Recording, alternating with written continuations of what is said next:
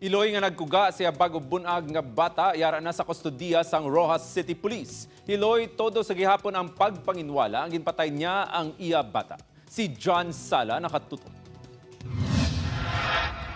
Matapos gin-hospital arrest halin pa sang Setyembre 17 gin-turnover na kahapon sa kustodiya sa Roxas City PNP si alias Lynn ang 21 anyos nga Iloy nga nagkuga patay sa iya bago bunag nga bata sa Roxas City Capiz. Suno sa kapulisan, todo sa gihapon ang pagpanginwala sini nga ginkuga patay niyang iya kaugalingon nga bata.